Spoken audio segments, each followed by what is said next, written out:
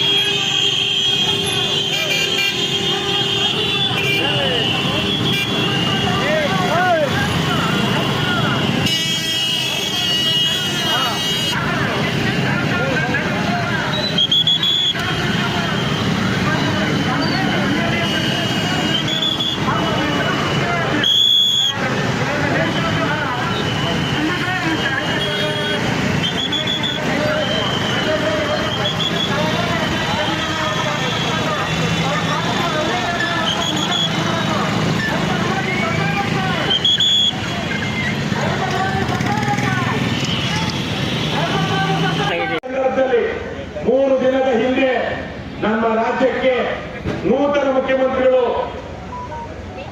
ಅಧಿಕಾರ ತೆಗೆದುಕೊಂಡಿದ್ದಾರೆ. ಯಾರು? ಡಿ.ಕೆ. ಶಿವಕುಮಾರ್. ಅವರಿಗೆ ಅಭಿನಂದನೆಗಳು ಮತ್ತೆ ಅವರಿಗೆ ಶುಭಾಶಯಗಳು. ಒಳ್ಳೇದಾಗಿ ಅಲ್ವಾ? ಏನಮ್ಮ ಡಿ.ಕೆ. ಶಿವಕುಮಾರ್ ಒಳ್ಳೇದಾಗಬೇಕು, ಕಟ್ಟಾಗಬೇಕು, ಒಳ್ಳೇದಾಗಬೇಕು, ಒಳ್ಳೇದಾಗಬೇಕು. ಇಷ್ಟೇ ಜಮೀನು ಅಷ್ಟೇ ಅಲ್ಲ, ಒಳ್ಳೇದಾಗಬೇಕು.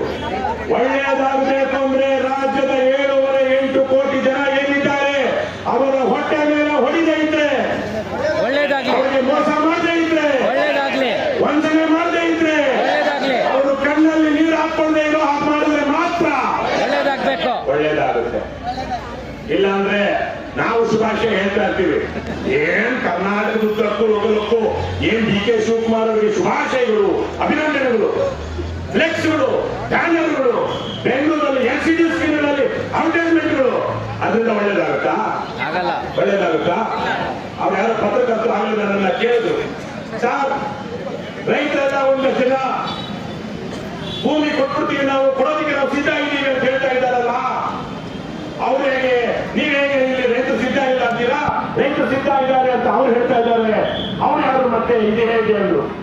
ನಾನಲ್ಲಿ ಸರಿಯಾಗಿ ಯಾವುದೋ ಲೇಖ ಉಂಟಾ ಇದ್ದೆ, ಸರಿಯಾಗಿ ಜ್ಞಾಪಕ ಬರಲಿಲ್ಲ. ಯಾರಪ್ಪ ಅವರು? ಯಾರು? ನಾಗರಾಜ್? ಯಾರು? ಡಿ.ಕೆ. ಶಿವಕುಮಾರ್ ಹೇಳ್ತಾ ಇದಾರಲ್ಲ, ಇನ್ನೊಬ್ರು ಹೇಳ್ತಾ ಇದ್ದಾರೆ ಅಂತ ಹೇಳಿ ನಾವು ಭೂಮಿ ಕೊಡೋದು ಸಿದ್ಧ ಇದೀವಿ ಅಂತಾರಲ್ಲ ಅಂತ ಹೇಳ್ತಿದಾರಂತಲ್ಲ ಅವರು ರೈತರ. ಅವ್ರು ಎಂತವ್ರು? 5 ಬೆರಳಿಗೆ 5 ಉಂಗುರ ಹಾಕೊಂಡು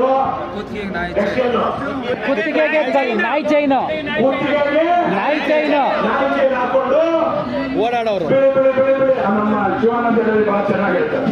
ಆ ಬೇರಾದ ಬಟ್ಟೆ ಹಾಕೊಂಡು ಇಲ್ಲಿ ಬಳ್ಳಾರಿ ಕೆಲಸ ಮಾಡ್ತಾ ಇರುವಂತ ಕೂಲಿಗಳು, ಅವ್ರ್ಯಾರು ಇವ್ರ ತರಕ್ಕೆ ಈ ಹೆಣ್ಮಕ್ಳ ತರಕ್ಕೆ ರೈತಾಪಿ ಕೆಲಸ ಮಾಡ್ತಿರೋದಲ್ಲ. ಮನೆಯಲ್ಲಿ ನಾವು ಕಸು ಕಟ್ಕೊಂಡು ಗೌರವ ಘನತೆಯಿಂದ ಬದುಕ್ತಿರುವಂತವರಲ್ಲ. ಹೊಲದಲ್ಲಿ ತೋಟದಲ್ಲಿ ಉಳುಮೆ ಮಾಡ್ತಾ ಕೆಲಸ ಮಾಡ್ತಿರೋರಲ್ಲ. ರೇಷ್ಮೆ ಕೃಷಿ ಮಾಡ್ತಿರೋರಲ್ಲ. ತೆಂಗು ಅಡಿಕೆ ಬೆಳೀತಿರೋರಲ್ಲ. ಬಾಳೆ ಬೆಳೀತಿರೋರಲ್ಲ. ತರಕಾರಿ ಬೆಳೀತಿರೋರಲ್ಲ.